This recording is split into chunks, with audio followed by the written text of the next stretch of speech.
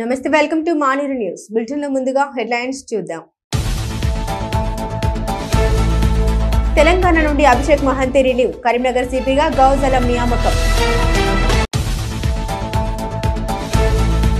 LRS దరఖాస్తుదారులకు good news, ఈ నెల చివరి వరకు 25% రాయితీ, వివరాలు వెల్లడించిన సుడా చైర్మన్ కోమటిరెడ్డి. ఘనంగా ముందస్తు మహిళా దినోత్సవ వేడుకలు, పలు సంఘాల సేవ సాంస్కృతిక కార్యక్రమాలు. హరికిషన్ శర్మకు అర్చకరత్న అవార్డు, సత్కరించిన పలువురు ప్రముఖులు. Welcome back to news. Karimnagar police commissioner Abhishek Mahanti Telangana cadre నుండి రిలీవ్ అయ్యారు. ఆయన స్థానంలో ఆదిలాబాద్ ఎస్పీగా పనిచేసిన గౌసలం నియామకమయ్యారు. బీహార్లోని గయాకు చెందిన గౌసలం బీటెక్ పూర్తి చేసి 2017 ఐపీఎస్ బ్యాచ్ కు సెలెక్ట్ అయ్యారు. ములుగు ఓఎస్డీగా విధులు నిర్వర్తించి అక్కడే ఎస్పీగా జాయిన్ అయ్యారు గౌసలం. ఆ తర్వాత వివిధ జిల్లాలో ఆయన సమర్థవంతంగా విధులు నిర్వర్తించారు. తాజాగా ఆదిలాబాద్ జిల్లా ఎస్పీగా పనిచేస్తూ కరీంనగర్ సిపిగా బదిలీ అయ్యారు. తెలంగాణలో 21 మంది ఐపీఎస్, నాన్ ఐపీఎస్ అధికారులు బదిలీలు జరిగాయి. గతంలోనే కరీంనగర్ సిపి అభిషేక్ మహంతిని ఏపీ కేడర్ కేటాయించిన విషయం తెలిసిందే. ఇక్కడ నుండి అభిషేక్ మహంతి రిలీవ్ అవుతున్న నేపథ్యంలో ఆయన స్థానంలో గౌసలం బదిలీపై రానున్నారు. మార్చి 31లోగా ఎల్ఆర్ఎస్ ఫీజు చెల్లించి రెగ్యులర్ చేసుకోవాలని సుడా చైర్మన్ కోమటిరెడ్డి నరేందర్ రెడ్డి తెలిపారు. కరీంనగర్ సుడా కార్యంలో వైస్ చైర్మన్ ప్రఫుల్ దేశాయ్తో కలిసి ఆయన మీడియాతో మాట్లాడారు. ఎల్ఆర్ఎస్ కింద దరఖాస్తు చేసుకున్న వారికి కాంగ్రెస్ ప్రభుత్వం మంచి అవకాశం ఇచ్చిందని, 25% రిబేట్ వర్తించేలా జీవో జారీ చేసిందని తెలిపారు. ల్యాండ్ రెగ్యులర్ చేసుకునే వారికి ఇది మంచి అవకాశమని, దరఖాస్తుదారులందరూ దీన్ని సద్వినియోగం చేసుకోవాలని కోరారు. సుడా వైస్ చైర్మన్ ప్రఫుల్ దేశాయ్ మాట్లాడుతూ కరీంనగర్ జిల్లా వ్యాప్తంగా 65,162 ఎల్ఆర్ఎస్ దరఖాస్తుల సుడా పరిధిలో 40% ఉన్నాయని తెలిపారు. L1, L2, L3 ఈ 3 పరిధిలో దరఖాస్తులు పరిశీలించి రెగ్యులరైజ్ చేస్తున్నట్లు తెలిపారు. ఏదైతే అక్రమ లేఅవుట్లో సంబంధించిన ప్లాట్లు ఉన్నాయో వాళ్ళకు పర్మిషన్లు రావాలంటే వాళ్ళు రెగ్యులరైజ్ చేసుకోవాల్సిన అవసరం ఉంటుంది.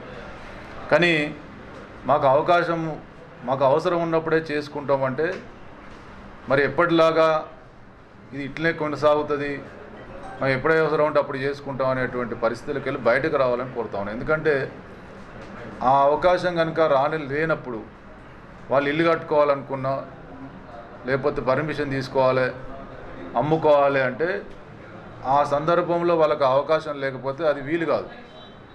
కాబట్టి అవకాశం వచ్చినప్పుడు సద్వినియోగం చేసుకుంటే భవిష్యత్తులో వాళ్ళ అవసరాలకు కానీ వాళ్ళు ఇల్లు కట్టుకోవాలన్నా ఇంకేమో చేయాలనుకున్నా ఎల్ఆర్ఎస్ కట్టి ఉంటే అన్ని రకాలుగా ఉపయోగపడే అవకాశం ఉంటుంది. కాబట్టి ప్రతి ఒక్కరు దీన్ని సద్వినియోగం చేసుకోవాలి. ఇది ఉంటుందిలే, మాకు డబ్బులు ఉన్నప్పుడు ఎప్పుడో చూసుకుందాంలే అనుకుంటే మరి కొంత ఈ రిబేట్తో కట్టేటువంటి అమౌంట్ కోసం పోస్ట్పోన్ చేసుకుంటే భవిష్యత్తులో పూర్తి స్థాయిలో వాళ్ళకు ఉపయోగంలోకి రాని పరిస్థితి ఉంటుంది. కాబట్టి దయచేసి ఆ దిశగా అప్లికెంట్స్ ఆలోచించాలని చెప్పి కోరుతా ఉన్నాం. అదేవిధంగా ఎల్ఆర్ఎస్ సంబంధించి టోల్ ఫ్రీ నెంబర్లు కూడా మేము ఇవ్వడం జరిగింది. ఇప్పుడు మా వెనుక ఫ్లెక్సీలో కూడా పెట్టినాం, మీకు కూడా పూర్తి అందిస్తాం. మీకు ఎవరైనా అనుమానాలు ఉంటే అప్లికెంట్స్కు ఆ టోల్ ఫ్రీ నెంబర్కి ఫోన్ చేస్తే వాళ్ళు ఆ అనుమానాలు నివృత్తి చేస్తారు. కాబట్టి ఈ ప్రభుత్వం ఏదైతే అవకాశం కల్పించిందో దీన్ని వినియోగించుకోమని చెప్పి కోరుతాం. ఇప్పటి వరకు ఎల్ఆర్ఎస్ అప్లికేషన్ ద్వారా క్రమబద్ధకరణకి అప్లికెంట్స్ ఎవరెవరు అప్లికేషన్ పెట్టుకున్నారో వాళ్ళకి ఇప్పుడు ఒక మంచి అవకాశం ప్రభుత్వం ఇవ్వాలనేది నిర్ణయించుకొని ఇప్పుడు ఎవరైనా మార్చ్ 31 ఈ సంవత్సరం మార్చ్ 31 లోపల ఫీజు అనేది వాళ్ళు ఎంత ఫీజు ఉందో అంత కట్టిస్తే వాళ్ళకి 25% ఒక రిబేట్ అన్నది ఇవ్వడం జరుగుతున్నది. సో ఇప్పటి వరకు మనము చేసిన ప్రొసీజర్లో అంటే ఎవరెవరో ఆల్రెడీ దరఖాస్తు చేసుకుని ఉన్నారో వాళ్ళకి 3 డిపార్ట్మెంట్ ఇచ్చి వెరిఫై చేయడం జరిగింది. దానిలో భాగంగా ఫస్ట్ ఒక L1 కేటగిరీలో టౌన్ ప్లానర్స్ ఉంటారు. సిమిలర్గా గ్రామ పంచాయతీ లెవెల్లో ఉంటే పంచాయత్ సెక్రటరీస్ ఉంటారు. సూడా లిమిట్లో ఉన్న గ్రామ పంచాయతీలో సెక్రటరీస్ ద్వారా L1 అప్లికేషన్ అనేది వాళ్ళ ప్లాట్కి వెళ్ళి ఒక యాప్ ఇవ్వడం జరిగింది ఎల్ఆర్ఎస్లో. సో అక్కడ వెళ్ళి వాళ్ళు కోఆర్డినేట్స్ అన్నీ చెక్ చేస్తూ వాళ్ళ డాక్యుమెంట్స్ అన్నీ చెక్ చేస్తూ సో ఏ డాక్యుమెంట్స్ కావాలి అనేది అన్నీ చెక్ చేసుకొని తర్వాత మార్కెట్ ఫీజ్ ఎంత ఉంది, ఇప్పుడు అక్కడ రోడ్ ఏమైనా ఎఫెక్ట్ అవుతున్నదా, ఆల్రెడీ రోడ్ ఉందా, ఆ రోడ్ ఎఫెక్ట్ అవుతున్నదంటే ఆ రోడ్ ఎఫెక్టెడ్ ఏరియా వాళ్ళు ఉందా లేదా అవన్నీ చూసుకొని ఒకటి L1 కేటగిరీ L1 కింద వాళ్ళు రిమార్క్స్ ఇవ్వడం జరిగింది. నగరంలో ముందస్తు అంతర్జాతీయ మహిళా దినోత్సవ వేడుకలు జరిగాయి. అమ్ము స్వచ్ఛంద సంస్థ ఆధ్వర్యంలో జరిగిన ఈ వేడుకల్లో వివిధ రంగాల్లో ప్రతిభ చూపిన చిన్నారులు మహిళలకు అవార్డులు ప్రదానం చేశారు. శ్రామిక మహిళా సంఘం ఆధ్వర్యంలో నగరంలోని ప్రెస్ భవనంలో మహిళా దినోత్సవ వేడుకలు జరిగాయి. కరీంనగర్లో అమ్మ స్వచ్ఛంద సంస్థ ఆధ్వర్యంలో ముందస్తు మహిళా దినోత్సవ వేడుకలు జరిగాయి. పోతుగంటి సుజాతారెడ్డి ఆధ్వర్యంలో జరిగిన ఈ కార్యక్రమంలో వివిధ రంగాల్లో విశిష్ట సేవలు చేసిన వారిని ఘనంగా సత్కరించారు. ఈ సందర్భంగా చిన్నారుల కళ ప్రదర్శనలు ఎంతగానో ఆకట్టుకున్నాయి.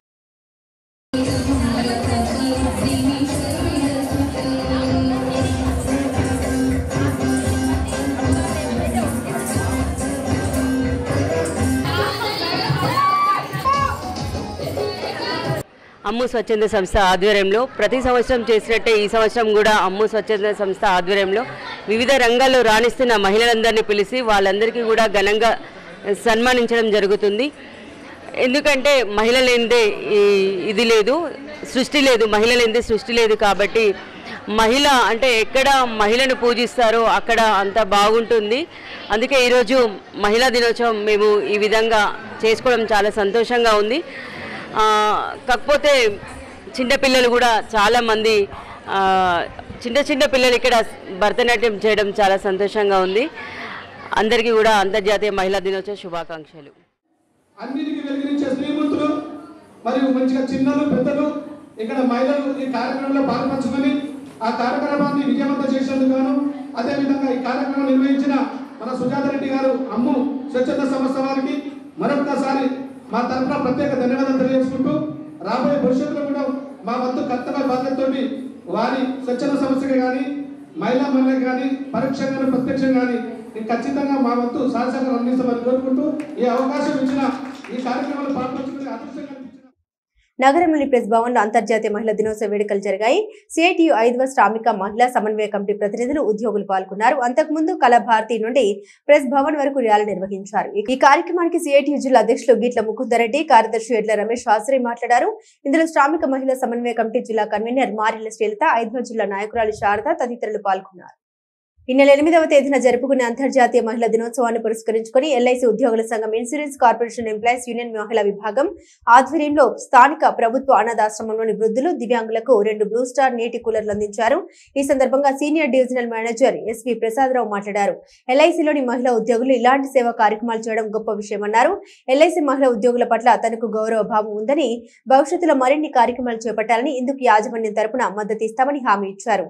ఈ కార్యక్రమంలో డివిజన్ నాయకులు సూర్యకళ, బసవేశ్వర్, అనుపమ, శ్రీలత, మహిళా విభాగం నాయకులు సుధారాణి, శ్రీదేవి, శ్రీలత, డివో యూనిట్ నాయకులు ప్రభాకరచారి, మహేష్, శ్రీదేవి పాల్గొన్నారు. వాళ్ళకి తోచిన విధంగా సమాజంలో బలహీన వర్గాల వాళ్ళకైతేనేమి ఈ విధంగా నీట్గా ఈ ఓల్డేజ్ హోమ్లో ఇటువంటి కూడా రావడం జరిగింది. లాస్ట్ ఇయర్ కూడా ఇంకొకక్కడ ఇవ్వడం జరిగింది. ఈరోజు ఈ వాటర్ డిస్పెన్సర్స్ ఏవైతే ఇస్తున్నారో డెఫినెట్గా చాలా అవసరం. ఇది సమ్మర్లో కూడా చాలా ఉపయోగపడుతుంది. అందరికీ ఉపయోగపడే కార్యక్రమం. నగరంలోని శాతవాహన యూనివర్సిటీలో 24 గంటల స్టడీ అవర్ను ఎత్తివేయడాన్ని వ్యతిరేకిస్తూ నిరసన చేపట్టారు విద్యార్థులు. శాతవాహన యూనివర్సిటీ అడ్మినిస్ట్రేషన్ ఎదుట ఎస్ఎఫ్ఐ ఆధ్వర్యంలో బైఠాయించి ఆందోళనకు దిగారు.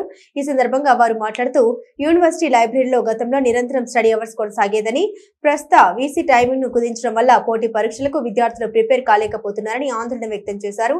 దీనిపై వీసీ ప్రొఫెసర్ ఉమేష్ కుమార్ వివరణ ఇచ్చారు. ఉదయం 10 గంటల నుండి సాయంత్రం 5 గంటల వరకు కాలేజీల్లో తరగతులు నడుస్తున్నందున ఆ సమయాన్ని స్టడీ అవర్స్ నుండి మినహాయిస్తున్నారు తెలిపారు. 75% హాజరు ఉంటేనే పరీక్షలు రాసేందుకు అనుమతిస్తున్న నేపథ్యంలో విద్యార్థుల శ్రేయస్సు కోరుతూ ఈ నిర్ణయం తీసుకున్నట్లు వీసీ తెలిపారు.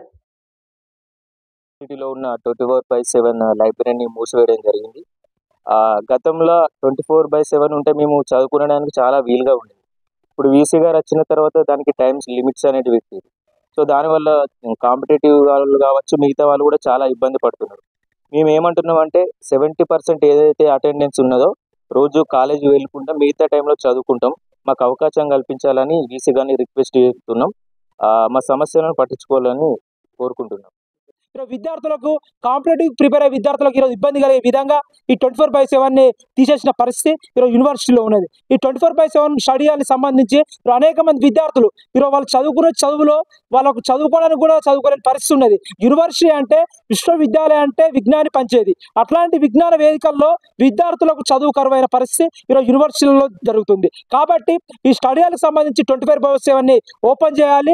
ఏదైతే గత మాదిరిగా ఈరోజు 24/7 ఉండేదో దాన్ని యథావిధిగా నడిపిస్తూ విద్యార్థులు మేలు చేయాలని ఈరోజు డిమాండ్ చేస్తున్నాం. ఈరోజు విద్యార్థులు చాలా మంది విద్యార్థులు ఈరోజు కాంపిటేటివ్ ప్రిపేర్ అయ్యే విద్యార్థులు ఉంటారు. ఈరోజు శాతవాహన విశ్వవిద్యాలయంలో ఆర్ట్స్కి సంబంధించి కావచ్చు, సైన్స్ సంబంధించి కావచ్చు, కామర్స్ సంబంధించి కావచ్చు, అదేవిధంగా ప్రతి డిపార్ట్మెంట్ సంబంధించి ప్రతి ఒక్క విద్యార్థి ఈరోజు ఉన్నత స్థాయికి పోయే విధంగా ఈరోజు ఆర్థిక స్థావత లేక ఇక్కడ చదువుకుంటారు. అట్లాంటి విద్యార్థులు కాంపిటేటివ్ ఏదో ఒక జాబ్కు ప్రిపేర్ అయ్యే విద్యార్థులు వాళ్ళకున్న సమయాన్ని కేటాయించుకొని స్టడీ హాల్ వెళ్ళి చదువుకుందామంటే ఈరోజు స్టడీ హాల్లో టైమింగ్స్ పెట్టి లిమిటేషన్ ప్రకారం ఈరోజు చదువు దూరం అయ్యే పరిస్థితి పెడుతున్నారు. క్లాసెస్ అవర్స్ తర్వాత మళ్ళీ నేను రీఓపెన్ చేస్తాను, కానీ కార్డ్స్ మాత్రమేను, కుర్చీలు వేస్తాను, ఏసీలు పెడతాను, చాయ్ ఇస్తాను, కాఫీ ఇస్తాను. క్లాస్ అయిన తర్వాత 10 to 5 లైబ్రరీ ఓపెన్ చేయను. 5 తర్వాత 5 to మార్నింగ్ 5 వరకు వాళ్ళకి ఎంత శక్తి ఉన్నదో అంత శక్తి నేను సకల సౌకర్యాలు కల్పిస్తానని మీ సమక్షంలో చెప్తాను. 24/7 నేను పనిచేస్తున్నాను. మనకు త్వరలోనే ఒక ఇంజనీరింగ్ కాలేజు, లా కాలేజు, ఎంఫార్మసీ అన్నీ వస్తున్నాయి. నేను 24/7 చేస్తున్నాను. ఇంతవరకు ఏ వైస్ ఛాన్సలర్ పెట్టని జాబ్ మేళ నేను పెట్టినాను. వచ్చిన వాడు 10 ఇస్తాడో 15 ఇస్తాడో ఐ కెనాట్ డిమాండ్ మా విద్యార్థికి నీవు 30,000 ఇవ్వాలి లేకంటే. So something is better. ఇంతవరకు కరీంనగర్ శాతవాహన యూనివర్సిటీ చరిత్రలో జాబ్ మేళ పెట్టలేదు. దాదాపు 500 మంది రిజిస్ట్రేషన్ చేసుకుని దాదాపు 100-150 ఉద్యోగాలు వచ్చినాయి. అర్చకరత్న 2025 అవార్డును అందుకున్నారు. కరీంనగర్లోని ప్రముఖ అర్చకులు తాడిచెర్ల హరికిషన్ శర్మ. హైదరాబాద్ పొట్టి శ్రీరాములు విశ్వవిద్యాలయంలో ఈ నెల 5న ఆయన అవార్డును అందుకున్నారు. ఈ సందర్భంగా నగరంలోని అభయాంజనేయ స్వామి దేవాలయంలో ఆలయ కమిటీ ప్రతినిధులు, ఇతర ప్రముఖులు అర్చకులు హరికిషన్ శర్మను ఘనంగా సత్కరించారు. ఆలయాల్లో విశిష్ట సేవలు అందిస్తూ అందరి ఆదరాభిమానాలు పొందుతున్న హరికిషన్ కు ఈ అవార్డు రావడం సంతోషంగా ఉందన్నారు. తాను 27 సంవత్సరాలుగా అర్చక వృత్తిలో సేవలు అందిస్తున్నామని, దీన్ని గుర్తించి విశ్వవిద్యాలయం వారు అర్చకరత్న బిరుదు ఇవ్వడం పట్ల ఆనందాన్ని వ్యక్తం చేశారు. రానున్న కాలంలోనూ వృత్తిపరంగా మరిన్ని సేవలు అందిస్తామని ఆయన తెలిపారు.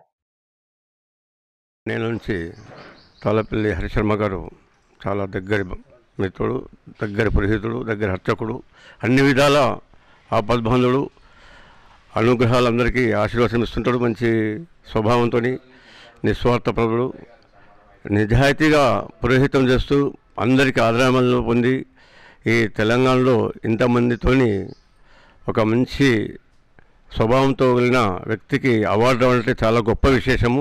అర్చకత్వ అవార్డు రావడము మన తెలంగాణలో, మన కర్మారి పట్టణంలో చాలామంది అర్చకత్వం ఉన్నారు. అందులో ఇతనికి రావడం చాలా గర్వకారణము అని మేము అభినందిస్తున్నాము. జై శ్రీరామ్, జై శ్రీరామ్.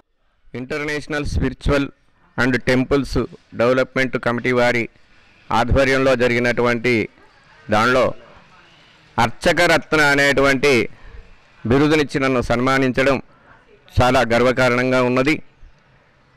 కరీంనగర్లోనే కాకుండా తెలంగాణలో ఉన్నటువంటి అందరి ఆధారాభిమానాలతో నేను ఈ రోజున ఈ అర్చకరత్న అవార్డు తీసుకోవడం జరిగింది.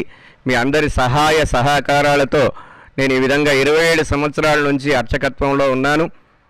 ఈ విధంగా రాబోయే రోజుల్లో కూడా మీ అందరి ఆధారాభిమానాలు ఈ విధంగానే ఉండాలని, అదేవిధంగా భక్తుల మనోభావాలకు తగ్గట్టుగా నేను ఇదే అర్చకత్వాన్ని ఇంకా కొనసాగిస్తానని కూడా మీ అందరికీ తెలియజేస్తున్నాను.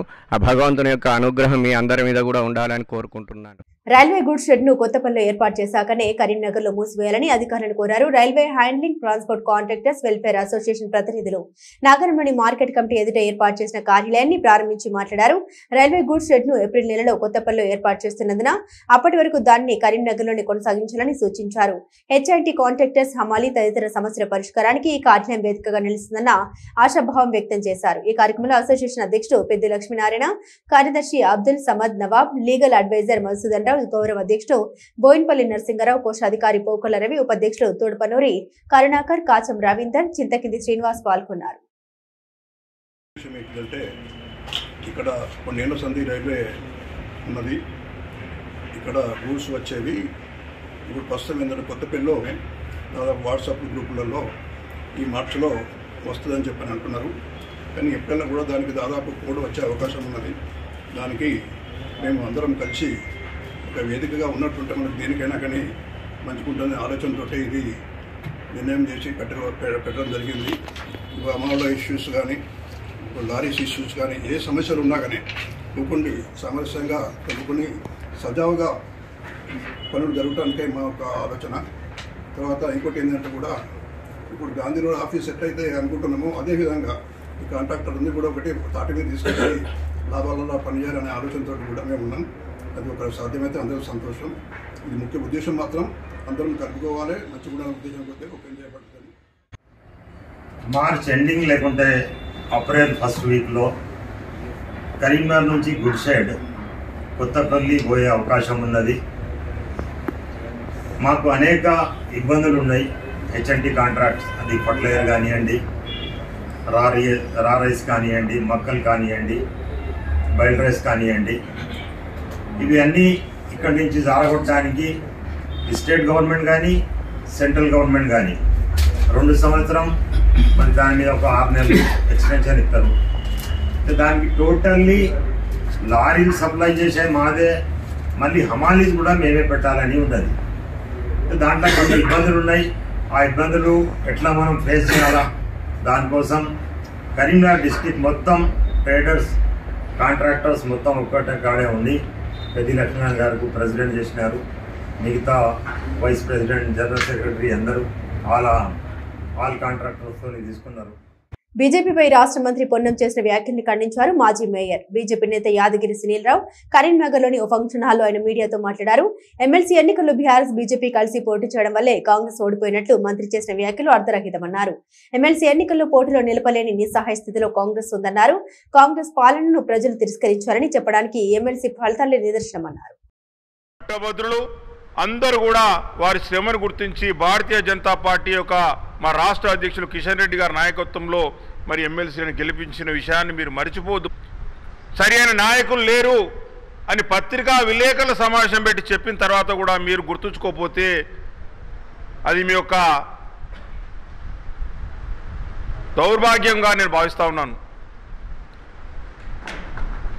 100 కోట్ల రూపాయలు ఖర్చు పెట్టి రకరకాల ప్రలోభాలకు గురి చేసి అయినా కూడా పట్టభద్రులు మిమ్మల్ని కరుణించలేదు. మీరు మోస హామీలను వారి పట్టభద్రులు ఈ ఎన్నికల్లో ఓటు ద్వారా గుణపాఠం చెప్పిండ్రు. మీ 6 హామీలను ఏదైతే తుంగలో దొక్కిండ్రో వాటికి జవాబుగా మొన్న జరిగినటువంటి ఎన్నిక అని చెప్పి ఈ సందర్భంగా తెలియజేస్తా ఉన్నాను. ఇవన్నీ కూడా గుర్తు తెచ్చుకోవాలి. కాంగ్రెస్ నాయకులు ఈరోజు బీఆర్ఎస్ పార్టీ స్వయంగా ఇండిపెండెంట్ అభ్యర్థి ప్రసన్న హరికృష్ణకు మద్దతు ఇచ్చిన విషయాన్ని మీరు మర్చిపోవద్దు. బీఆర్ఎస్ పార్టీ యావత్తు కూడా మరి ప్రసన్న హరికృష్ణకు మద్దతు ఇచ్చిన విషయం అందరికీ తెలిసిన విషయం, ఓపెన్ సీక్రెట్ అది. రాజన్న సిరిసిల్ల జిల్లా వేములవాడ శ్రీ రాజరాజేశ్వర స్వామి దేవస్థానం హుండీ లెక్కింపు చేపట్టారు. దీని ద్వారా ఖజానాకు 2,31,65,303 నగదు సమకూరినట్లు ఆలయ ఈవో వినోద్ రెడ్డి వెల్లడించారు. రాజన్న ఆలయంలోని ఓపెన్ స్లాబ్ లో అత్యంత భద్రత మధ్య హుండీలు లెక్కించారు. 201 గ్రాముల బంగారం, 16 కిలోల 200 గ్రాముల వెండి సమకూరింది. రాజన్న ఆలయంలో 14 రోజుల హుండీలను లెక్కించామని, మహాశివరాత్రి జాతర సందర్భంగా పెద్ద మొత్తంలో ఆదాయం సమకూరినట్లు ఈవో తెలిపారు.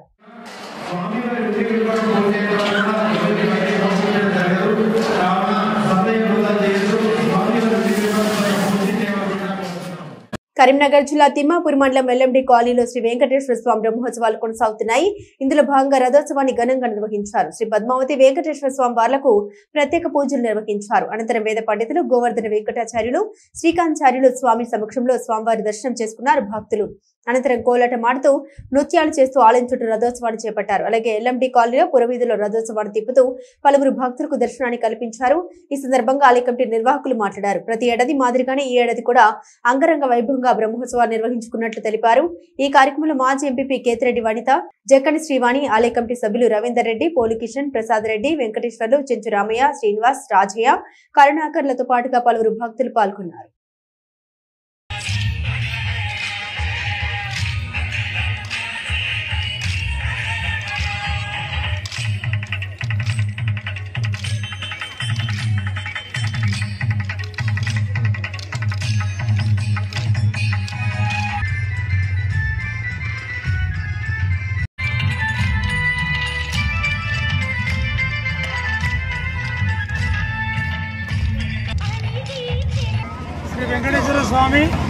బ్రహ్మోత్సవం 46వ బ్రహ్మోత్సవం ఈరోజు 7వ రోజున పొద్దున ఉదయము బండ్ల తిరుగుడు కార్యక్రమం జరిగింది. ఇప్పుడు రథోత్సవ కార్యక్రమం మొదలవుతున్నది. అంగరంగ వైభవంగా మహిళల కోలాటాలతో అందరు భక్తులు చాలా బ్రహ్మాండంగా జరుగుతున్న 200 మందితోని కళాకారులు కూడా వచ్చారు. ఒక 40-50 మంది ఈ వెంకటేశ్వర కాలనీలో ఆలయంలో బయట కాలనీ వాసులు అందరూ పాల్గొన్నారు. ఆర్టీసీ ఉద్యోగులకు తెలంగాణ సర్కార్ గుడ్ న్యూస్ ప్రకటించింది. సంస్థ ఉద్యోగులకు 2.5 డిఎన్ ఇవ్వనున్నట్లు రాష్ట్ర రవాణా శాఖ మంత్రి పొన్నం ప్రభాకర్ తెలిపారు. ఈ మేరకు ఆయన ఎక్స్ లో పోస్టు ద్వారా ఈ విషయాన్ని వెల్లడించారు. అంతర్జాతీయ మహిళా దినోత్సవం పురస్కరించుకొని డిఏ అమల్లోకి రానుందని తెలిపారు. ఈ నిర్ణయంతో ప్రభుత్వంపై నెల సుమారు 3.5 కోట్ల అదనపు భారం పడుతుందని పేర్కొన్నారు. మహాలక్ష్మి పథకం ప్రారంభించిన నాటి నుండి ఇప్పటి వరకు 150 కోట్ల వరకు ఆయా రూట్లలో మహిళలు ఉచిత ప్రయాణాలు సాగించారని, సుమారు 5,000 కోట్ల విలువైన ఉచిత ప్రయాణ సదుపాయం పొందారని తెలిపారు మంత్రి పొన్నం. బులెటిన్ ముగించే ముందు హెడ్లైన్స్ మరోసారి.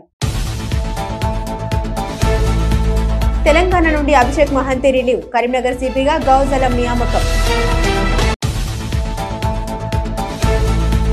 ఎల్ఆర్ఎస్ దరఖాస్తుదారులకు గుడ్ న్యూస్, ఈ నెల చివరి వరకు 25% రాయితీ, వివరాలు వెల్లడించిన సుడా చైర్మన్ కోమటిరెడ్డి.